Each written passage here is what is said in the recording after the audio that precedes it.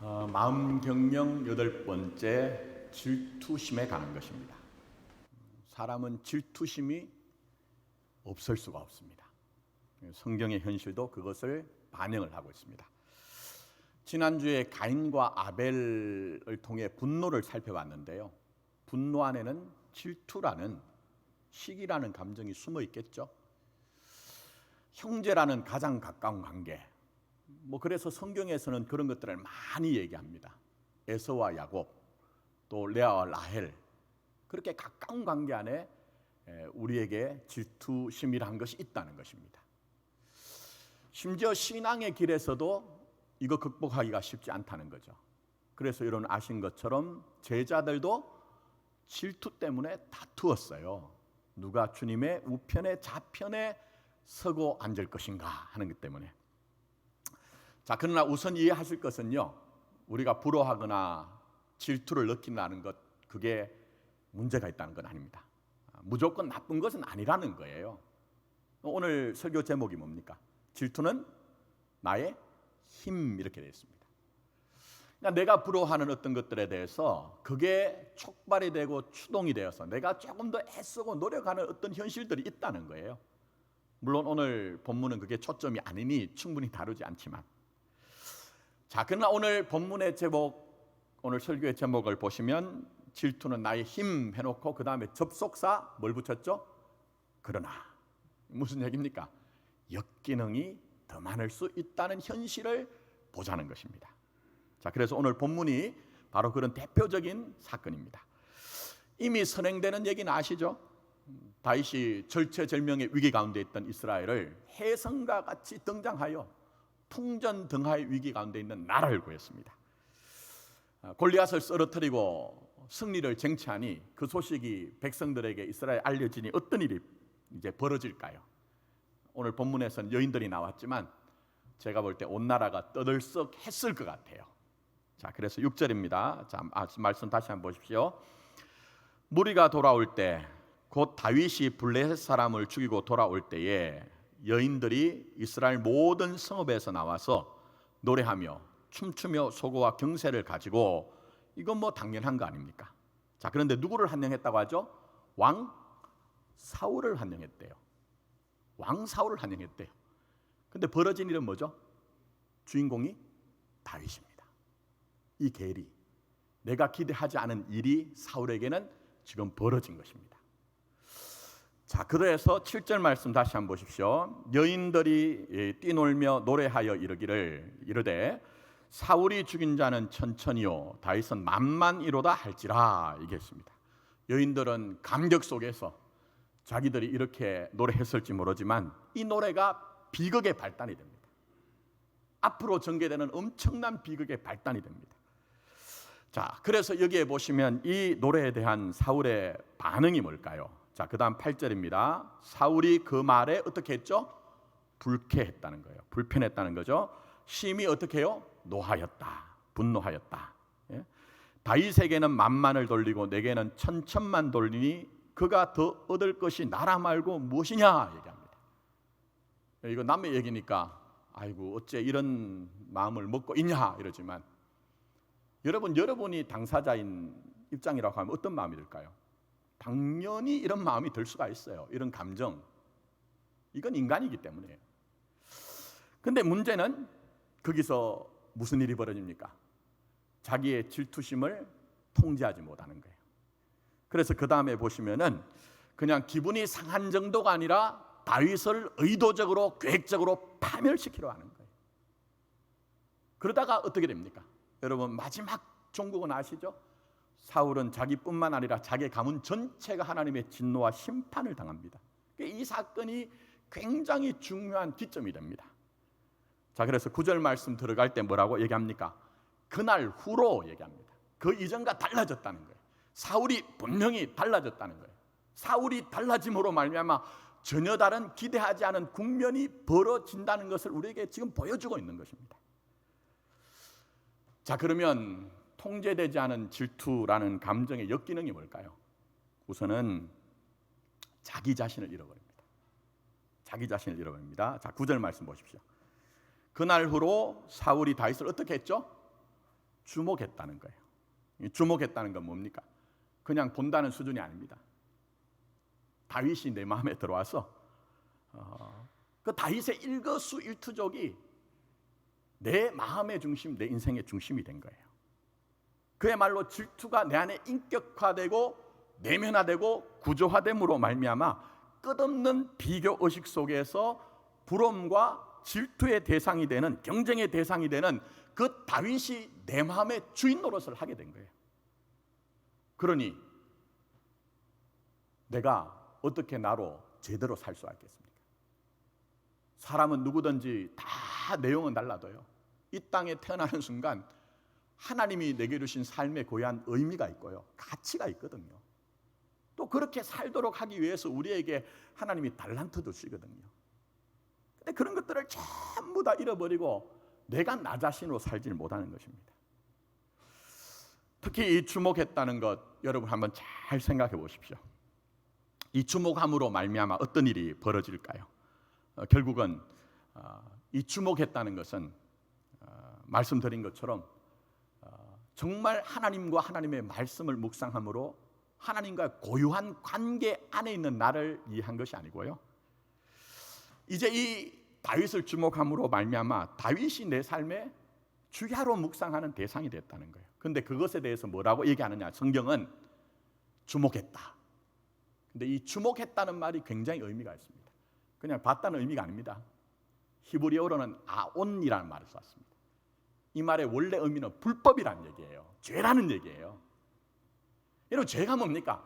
우리는 많은 경우에 사회적으로 용인되지 않은 일을 우리가 획책하고 그 일을 하면은 그걸 죄라고 얘기합니다. 불법이라고 얘기합니다. 맞습니다. 그러나 성경적으로는요, 근본적으로 하나님과의 관계에서 창조주 하나님이 이 땅에 우리를 존재하게 함으로 말미암아 내 삶에 주신 고유한 의미와 가치가 있는데 그걸 잃어버리니까 삶의 방향도 잃어버렸어요.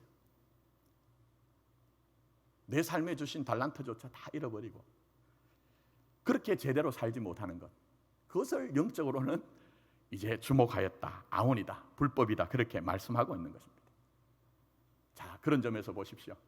이 사울이 이 다윗을 볼 때마다 어떤 마음이 들었을까요? 저놈 저거 지금 저렇게 빤빤스럽고 웃고 있지만 내 왕자를, 보좌를 찬탈하기 위해서 호시탐탐 노리고 있지. 사람들도 나를 향해서는 천천이라고 하는데, 다윗을 향해 만만이라고 하는데 기회만 있을 때마다 그런 것들을 획책하는 것 아니야. 예? 이런 다윗을 주야로 묵상하는 삶이 된 것이죠. 그래서 결국은 제가 말씀드린 것처럼 자기 인생을 제대로 한번 꼽히지도 못하고 자기 인생을 제대로 열매 맺지도 못하고 내가 나답게 살지 못하다가 결국 비참한 말로를 맞이하게 된 것입니다. 자, 더 나가서 이 질투심의 역기능은요, 자기가 자기를 파괴합니다. 누가 나를 괴롭히는 것이 아니고 궁극적으로 내가 나를 괴롭히고 내가 나를 무너지게 해요. 자, 10절 말씀 보십시오. 그 이튿날 하나님께서 부르시는 악령이 사울에게 힘있게 내림에 그가 집안에서 어떻게 했죠? 정신없이 떠들었다 얘기합니다. 정신없이 떠들었다. 여러분, 여기에서 정신없이 떠들었다는 것은 말을 잘하고 못하고의 문제가 아닙니다.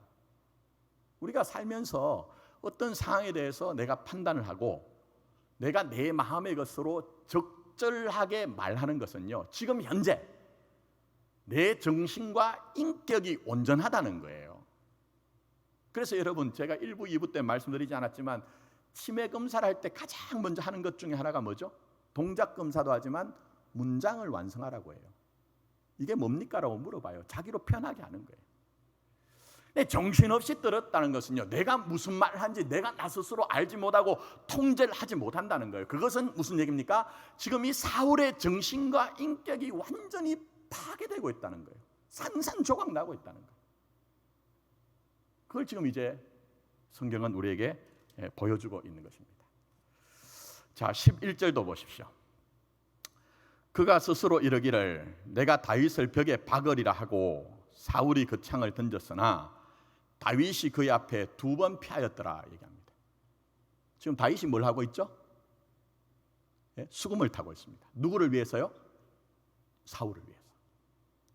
지금 다윗은요, 사울의 유익을 위해서 수금을 타고 있어요. 근데 이걸 곡해하면서 사리 분별을 하지 못하면서 창을 던집니다.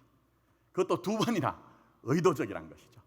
그 창이 벽에 그렇게 꽂힐 정도면 온 힘을 다했다는 거예요.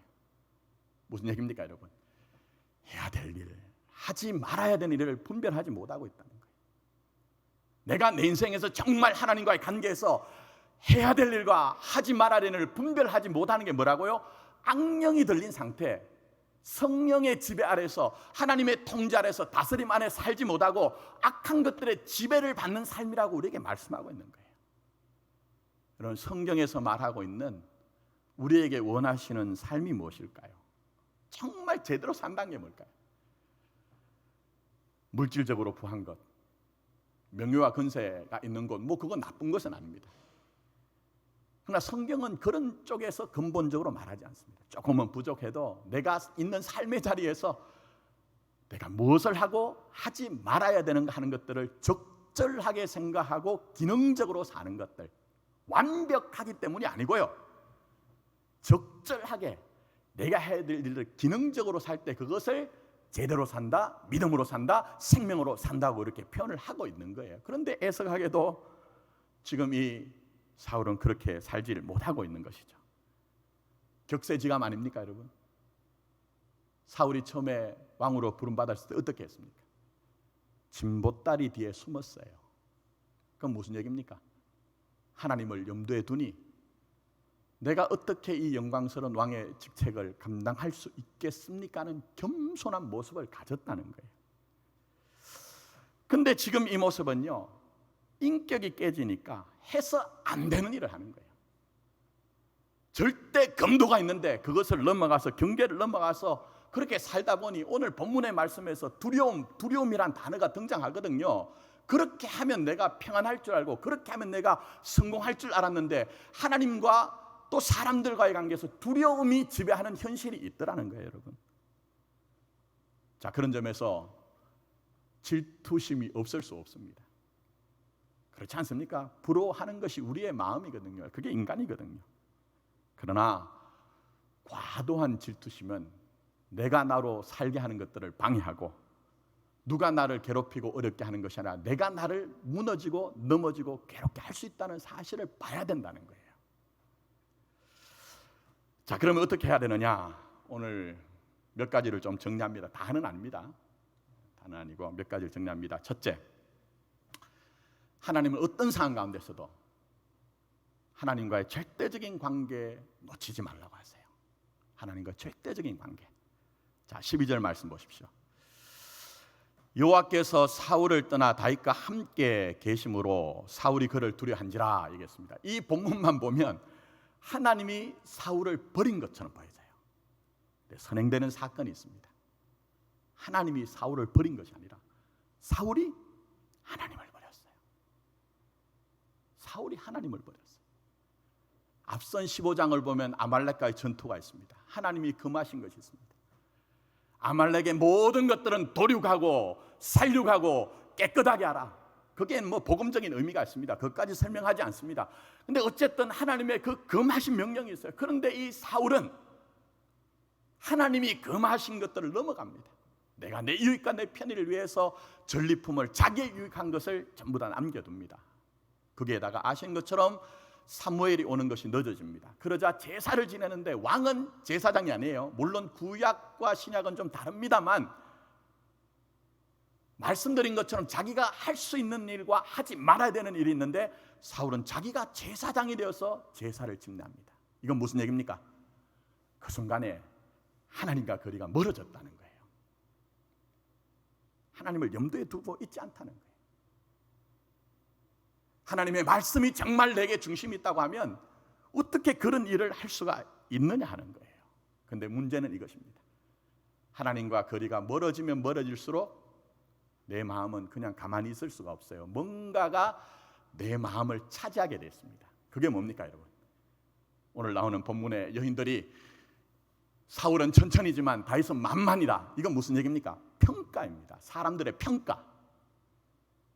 우리 살면서 사람들의 평가받죠?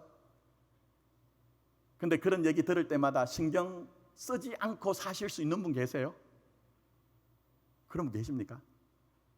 정도의 차가 있지. 누구나 다 우리 주변에 평가가 우리의 귀에 들어오면요, 우리의 마음에 남습니다. 그리고 내가 원하는 기준이 있는데 그게 부합하지 않으면 아프고 힘들고 고통스럽거든요. 근데 중요한 건 뭐냐면요, 내가 하나님을 정말 염두에 두지 않고 하나님과의 관계가 약해지면 약해질수록 어떻게 돼요? 그게 더 가까워지고 가까워지면서 그 평가가 나의 전부가 되어옵니다. 그래서 사람들의 소리 때문에 아파하고 힘들어하고 방황하게 되는 것이죠. 자, 그러니 쉽지 않지만 어떻게 해야 됩니까? 하나님께 더 가까이 나가야 됩니다. 사람들의 평가가 무시하고 살 수 있는 건 아닙니다. 무시하고 살 수 있는 것은 아니지만 때로는 우리에 대한 어떤 평가들, 평판들이 나를 괴롭게 할 때마다 주님께 더 가까이 나가야지만 우리가 그것을 극복할 수가 있다는 것입니다. 만약 제가 생각할 때요, 말씀드린 것처럼 이 사울이 처음에 왕으로 등극할 때에 진보다리 뒤에 숨었던 그 겸손함을 가지고 이 순간에도 사람들이 뭐 나를 향해 천천히라 하고 다윗을 향해 만만이라고 하는 그 순간에도 하나님 앞에 나가서 막 씨름하면서 하나님, 나 이것 때문에 힘들어요.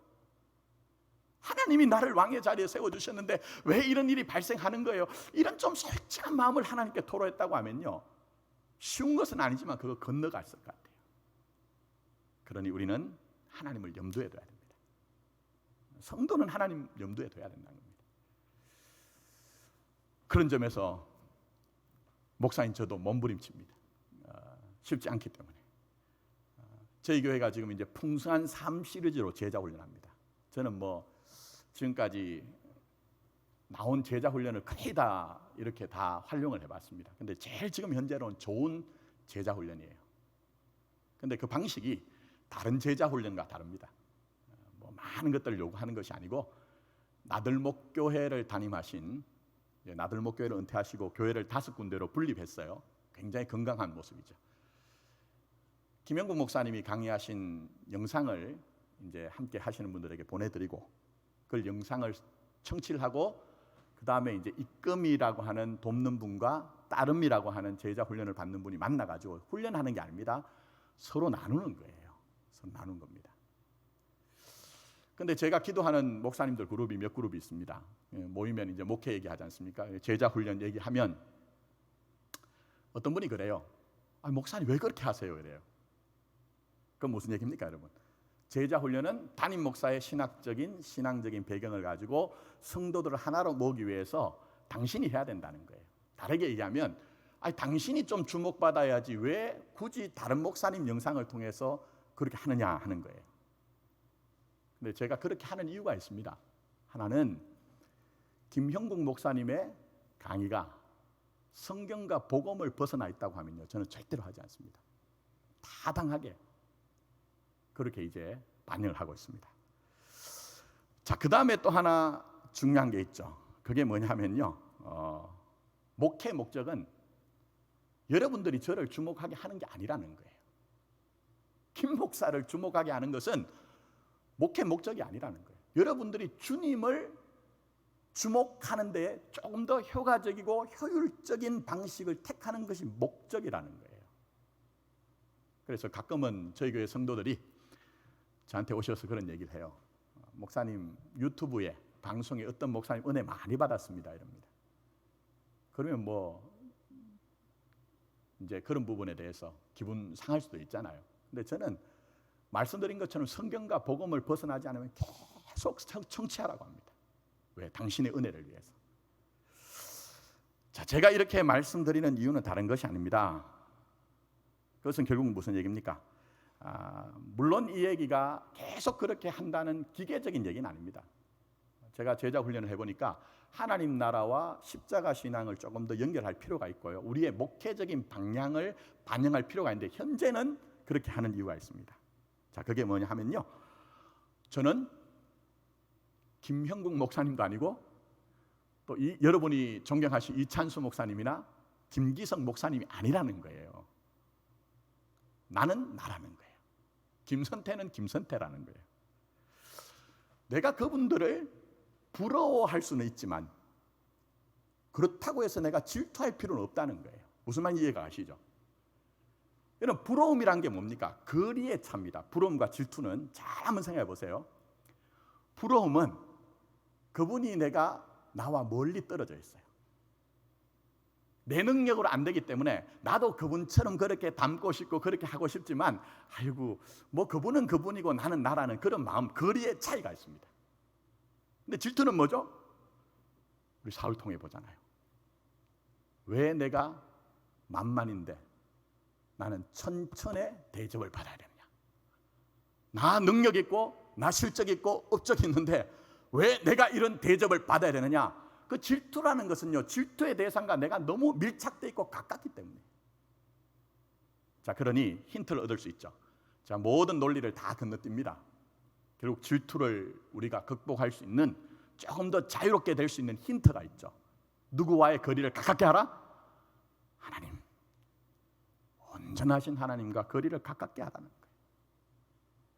정말 그 영광 가운데 계시고 우리를 영광 가운데로 인도하시는 하나님과의 관계가 가까우면 가까울수록 우리가 부러워하고 질투할 수밖에 없는 인간이지만 그 현실을 직면하면서 조금은 우리가 그 질투의 수레바퀴, 질투가 우리를 불사르는 그 생의 수레바퀴를 불사르는 그것으로부터 벗어날 수 있다는 것입니다. 그래, 아무쪼록 여러분들이 하나님과 절대적인 관계를 늘 염두에 뒀으면 좋겠어요. 자, 두 번째, 하나님은 우월의식이 아니라 언제 어느 때든지 성장과 성숙의식을 가지라고 얘기합니다. 우월의식이 아니고. 교회 다니시는 분들은 동창회를 나가보실 기회가 그렇게 많지 않은 것 같아요. 근데 동창회 다녀와서 썩 기분이 좋다는 분은 제가 만나본 적이 없습니다. 만나본 적이 없어요. 나갔더니 친구가 명품 백을 들고 왔어요. 자동차를 자가용을 몰고 왔는데 외제차를 몰고 고급 승용차를 몰고 오고 뭐 하는 얘기가 그렇잖아요. 할 수 있는 얘기가 뭐 가족들 얘기인데 배우자가 잘 나가고 자식이 너무너무 잘 나간다. 이런 얘기 들으면 앞에서는 너 복 받았구나. 너 정말 복 받았구나. 이런 얘기 하지만 돌아올 땐 씁쓸하죠. 씁쓸합니다. 기분이 하루를 가기도 하고 심지어는 하루가 아니라 뭐 일주일도 가기도 합니다. 그럴 때는 주위에 있는 분들이, 주변 분들이, 특히 가족들은 그분의 눈에 띄지 않는 것이 좋습니다. 왜 그렇습니까? 그 모든 원인이 누구에게로 돌아와요? 눈에 띄는 분에게 돌아오기 때문입니다. 내가 그렇게 살지 못하는 것은 너라는 인생을 만났기 때문이다. 이렇게 되는 거죠. 자, 그런데요, 보시면 왜 그런 마음 가지느냐? 제가 볼 때는요, 다 동창회 갔다 와서 하시는 말씀이요, 과거에 옛날에 그 친구가 나보다 낫다고 하는 분은 별로 본 적 없습니다. 솔직하게. 그 친구가 고등학교 다닐 때 소시적에 나와 비슷했다고 하는 분은 인격적으로 도야가 되신 분이에요. 거의 대부분의 분들은 뭐라고 하죠? 옛날에 순자는, 희자는 나보다, 물론 여러분 제가 말씀드린 분 혹시 이름이 같더라도 오해하지 마십시오. 그냥 말씀드린 거예요.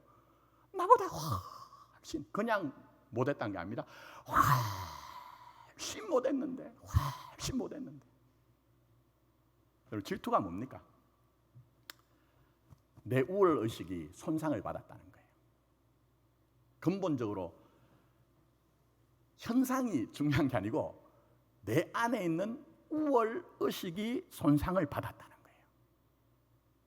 그걸 지금 우리에게 반영하고 있는 것이 바로 이 질투의 모습인 것입니다. 사울도 마찬가지죠.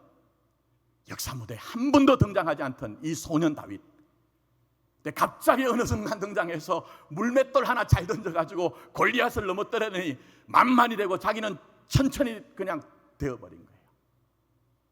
그러니 내 지금 우월의식이, 내 자존심이 손상을 받았다는 거예요. 그게 인간입니다, 여러분. 그게 인간이에요. 숨길 필요가 없습니다. 그게 다 그렇습니다. 근데 중요한 건 그거죠. 신앙함은 여기서 머무르지 않는다는 겁니다. 그 순간은 그래도 그때 말씀드린 것처럼 하나님과 나와의 관계를 염두에 두는 거예요. 그러면서 현상적으로 내가 만만의 때가 아니지만 지금 천천의 때를 지나가고 있다고 하는 이 순간도 하나님의 뜻이 있다, 하나님의 경륜이 있다, 하나님의 계획이 있다, 그것을 몸부림치며 찾는 것이 신앙의 삶입니다. 왜 그렇습니까? 우리의 인생은 어떤 것을 획득하고 어떤 것을 성취함으로 말미암아 이루어지는 것이 아니라 하늘의 아버지께서 온전하심과 같이 뭐라고 하셨어요? 너희도 온전하라고 하셨거든요. 하늘의 아버지께서, 너희 하나님 아버지께서 온전하신 같이 너희도 온전하라고 마태복음 5장 48절에 말씀하셨거든요. 그러니 무엇이 더 좋으냐 나쁘냐, 무엇이 더 높냐 낮으냐 하는 것은 두 번째 문제입니다. 특히 온전함이라는 것을 기계적인 완전이 아닙니다. 흠도 티도 없어야 돼, 율법적인 완전을 얘기하는 게 아니에요. 성숙과 성장을 얘기하는 겁니다. 그래서 이 온전이란 말이 텔레이오이란 말인데요, 이 말은 어디서 나왔느냐? 목표 끝이라고 하는 텔로스에서 나왔습니다. 그게 무슨 얘기입니까? 너희들이 만만의 때도 있고 천천의 때를 지나갈 때도 있지만 그 하나하나가 다 하나님이 두신 그 목적과 목표와 의미가 있으니 그 순간을 정말 온전하신 하나님 향해 달려나가라. 그것 때문에 너희가 멈추고 중단하고 돌아서고 그것 때문에 남들을 시비하고 판단하는 것이 아니고 하나님과의 관계 속에서 너 삶에 두신 고유한 의미를 찾도록 해라. 그렇게 말씀하신 같이 하늘의 아버지께서 온전하신 같이 너희도 온전하라고 말씀하시는 거예요. 그런 점에서 사울은 애석하지 않습니까? 처음에는 그렇게 출발했어요. 말씀드린 것처럼 하나님이 나를 이스라엘의 왕으로 불러주셨는데 내가 하나님의 그 은혜에 비춰보니 내가 너무 작고 너무 미약하거든요. 그래서 진보다리 속에 그 뒤에 숨었던 거예요. 근데 지금 이 순간은 그 하나님과의 관계를 잃어버리니 결국 이 비참한 나락으로 떨어진 것이죠. 자, 그러나 다윗을 보십시오.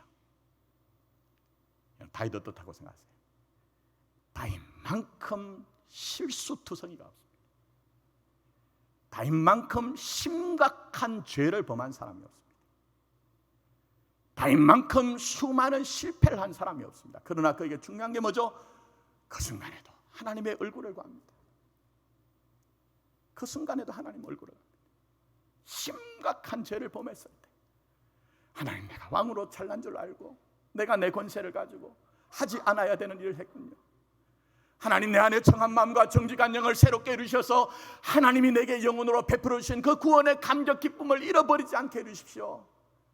내가 나 스스로 발버둥을 친다고 해서 되는 것이 아니라 우설초로 나를 정결케 해주셔서 내가 하나님 앞에 정한 마음과 정직한 영을 가지고 하나님의 의로 깨끗함을 입어서 온전하게 해주십시오. 그럴 때에 하나님은 다윗을 나의 마음에 합한 자라고 하는 거예요. 나의 마음에 합한 자. 그러니 여러분, 우리가 우리의 인생을 돌아봤으면 좋겠습니다. 누구든 만만의 때를 원하지 않는 사람 누가 있습니까? 저도 그렇습니다, 여러분, 솔직히.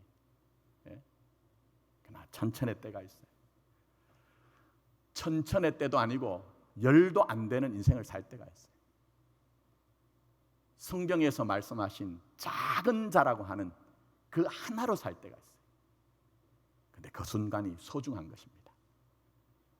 그래서 사도 바울이 우리에게 얘기하시는 것이 있죠. 빌립보서 1장 6절. 저는 이 말씀을 확신합니다. 너희 안에서 어떤 일을 시작하셨죠?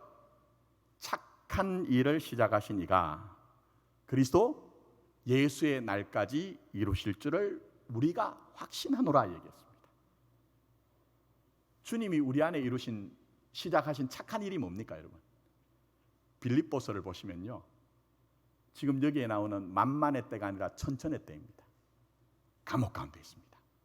그 가운데 하나가요, 이 바울 주변에 복음을 전하는데 그냥 복음을 전하는 것이 아니고 질투와 분쟁의 마음으로 복음을 전하는 사람들이 있습니다. 꼭 지금 다윗이 당하는 형편하고 같죠? 근데 내 안에 착한 일을 시작하신 그리스도께서 그 일을 그리스도 예수의 날까지 완성하실 것을 알고 있습니다. 그래서 그 일들을 뭐라고 설명하느냐면요, 제가 빌립보서 4장 11절부터 읽어드릴게요. 자, 이렇게 얘기합니다. 내가 궁핍함으로 말하는 것이 아니라 어떠한 형편에든지 나는 자족하기를 배웠노라. 그렇게 얘기합니다. 나는 비천에 처할 줄도 알고 풍부에 처할 줄도 알아. 모든 일 곧 배부름과 배고픔과 풍부와 궁핍에도 처할 줄 아는 뭘 가졌어요? 일체의 비결을 가졌노라 얘기합니다. 그러면서 4장 13절에 가면 저 유명한, 그러나 많은 분들이 곡해하고 오해하면서 복음적으로 이해하는 것이 아니라 종교적으로 이해하고 있는, 내게 능력 주시는 자 안에서 뭐죠? 내가 모든 것을 할 수 있느니라 하시는 말씀을 하는 거예요. 무슨 얘기입니까? 사무엘상의 말씀으로 대입을 하면요, 만만의 때가 아니라 천천의 때를 만났는데 그 순간에도 하나님의 부르심의 이유가 있다는 거예요. 그 일을 통해서 하나님이 내게 이루시는 하나님의 경륜과 계획이 있다는 거예요. 그러니 나는 모든 것들에 주의 능력으로 자족하는 인생이 되었다는 거예요. 하나님이 교회와 성도를 그쪽으로 지금 끌고 가고 있습니다. 그러니 여러분, 우리가 우리의 우월감을 자족하기 위해서 살면요, 끝없이 질투심으로 자기 인생을 불태울 것입니다. 질투심은 경쟁심으로, 경쟁심은 분노로 결국 자기가 자기를 무너지게 할 것입니다. 그러나 말씀드린 것처럼 정말 그 우월감의 충족이 아닌 그 순간순간 하나님이 내게 주신 삶의 의미를 깨닫기 위해서 몸부림치신다고 하면 우리도 내게 능력 주시는 자 안에서 모든 것을 할 수 있는 누림의 축복을 누릴 수가 있을 것입니다. 이제 말씀했습니다. 오늘 질투는 나의 힘 하니까 많은 분들이 영화를 생각하세요. 박찬욱 유명하신 감독님 말고 박찬옥 감독님이 계십니다. 예전에 배종옥 씨가 주연을 했죠. 굉장히 괜찮은 영화입니다. 근데 그 박찬옥 감독님도 사실은 질투는 나의 힘이란 것이 어디로부터 차용했느냐 하면요, 고 기형도 시인의 질투는 나의 힘이란 시가 있습니다. 그 시를 모티브로 해가지고 영화를 만들었거든요. 그래서 오늘 사실 저의 설교 제목도 그걸 차용한 겁니다. 굉장히 깊고 의미가 있는 시입니다. 그래서 제가 이 시를 읽어드리고 짧게 설명을 드리고 마무리를 하고자 합니다. 한번 들어보십시오. 질투는 나의 힘, 기형도. 아주 오랜 세월이 흐른 뒤에 힘없는 책갈피는 이 종이를 떨어뜨리리. 그때 내 마음은 너무나 많은 공장을 세웠으니 어리석게도 그토록 기록할 것이 많았구나.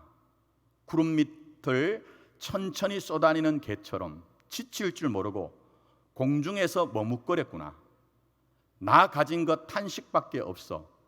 저녁 거리마다 물끄러미 청춘을 세워두고 살아온 날들을 신기하게 세어보았으니 그 누구도 나를 두려워하지 않았으니 내 희망의 내용은 질투뿐이었구나. 그리하여 나는 우선 여기에 짧은 글을 남겨둔다. 나의 생은 미친 듯이 사랑을 찾아 헤매었으나 단 한 번도 스스로를 사랑하지 않았노라 얘기합니다. 이거 뭐 깊게 설명드리기 그렇고요. 공장 세운대요. 꿀뚝 있는 공장 얘기가 아니겠죠? 여러분의 꿈이면 꿈, 성공이라면 성공이라는 것을 성취하기 위해서 가열차게 달려가는 우리 인생을 공장이라고 이렇게 설명하고 있습니다. 자, 그런데 뭐라고 얘기하느냐? 시인이 이렇게 얘기합니다. 어리석게도 그토록 기록할 것이 많았구나. 그렇게 살아보니 그게 유의미한 게 아니었다는 거예요. 그래서 뭐라고 합니까? 구름 밑을 천천히 쏘다니는 개처럼 지칠 줄 모르고 공중에 머뭇거렸다고 해서 자기 자신을 쏘다니는 개로 비유를 하는 거예요. 자, 그러면서 자기 인생을 뭐라고 하느냐? 그 누구도 나를 두려워하지 않았으니, 무슨 얘기입니까? 독불장군으로 살았다는 거예요.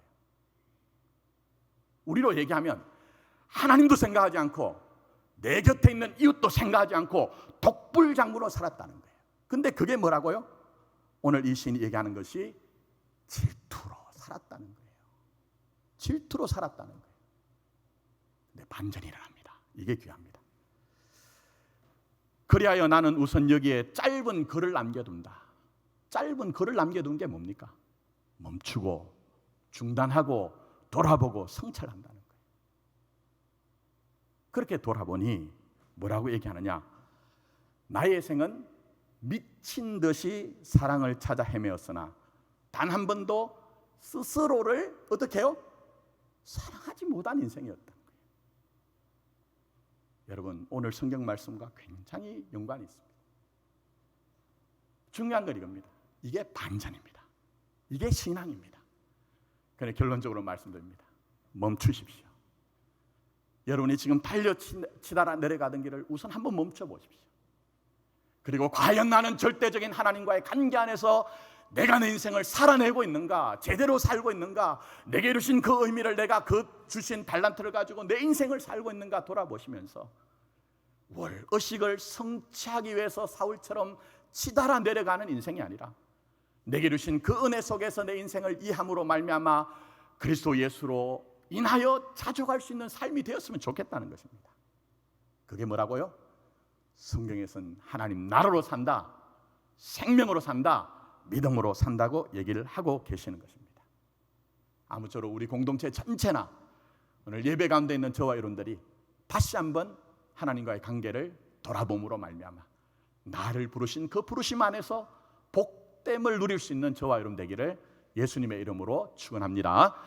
기도드리도록 하겠습니다.